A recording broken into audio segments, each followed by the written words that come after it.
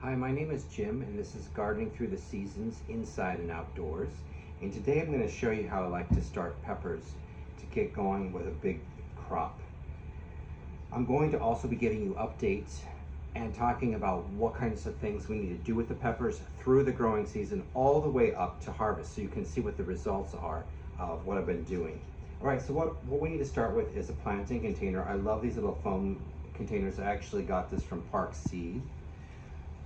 I can use it season after season, and I like them because I can fit so many different plants in such a small area. And the way I start seeds, I need high humidity, so I don't want to have to build a giant greenhouse in my house to get all my starts going. So I need to start them in something compact like this and then transplant them out.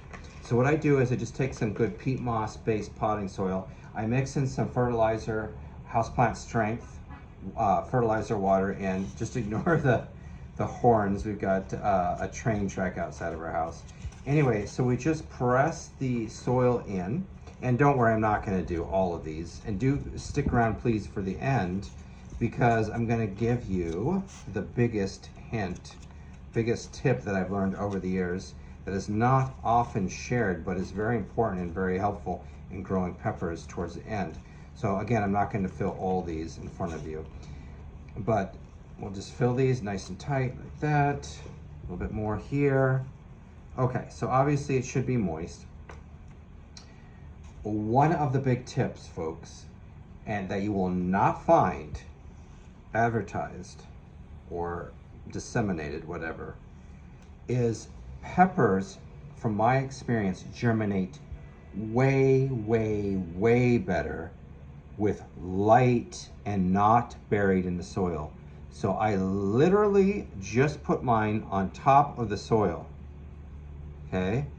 Just like that. I do not bury them. And that creeps some people out.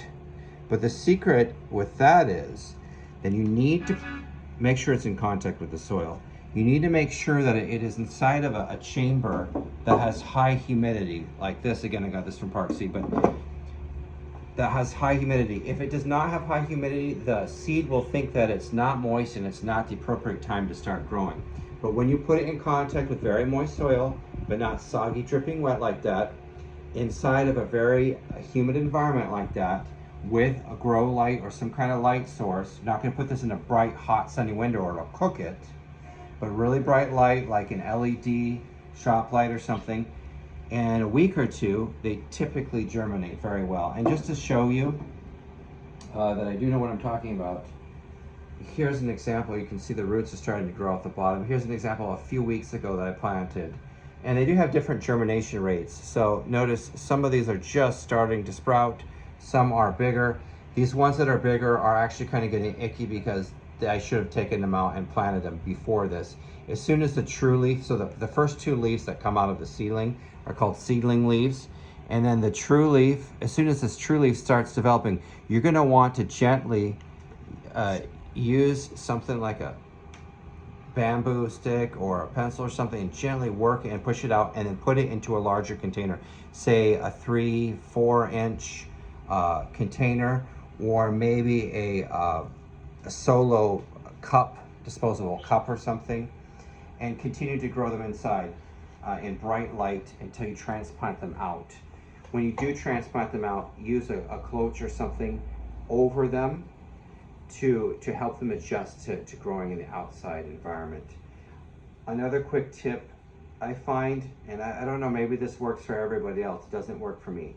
If I keep hitting it with, say, just a standard chemical mainline fertilizer over and over again, they tend to develop a calcium deficiency and have all kinds of problems with that. So what I like to do is, besides, I did mix a little just of a standard chemical fertilizer in this potting mix to begin with, but I'm not giving them any more of that. As they progress, I'm going to give them just a little bit of blood meal, some bone meal, and you'll see when I transplant these into pots, I'll explain the fertilizer I'm giving as I go along, and also some potassium, no, excuse me, some calcium chloride, just a small amount. You can burn the plant quickly with that, but just a small amount. And again, you'll see as we go through this. Okay, so the two tips as I mentioned, just to review, plant in light in a humid environment, just on the top of the soil, press it in. Don't keep hitting them with chemical fertilizer, at least it doesn't work for me. Blood meal, bone meal works great. Probably some other organic fertilizer would work fine as long as you don't overdo it. A little bit of calcium chloride, and I'll be giving you updates. Let me know if you have any questions. Please like this video, subscribe, and we'll see you next time.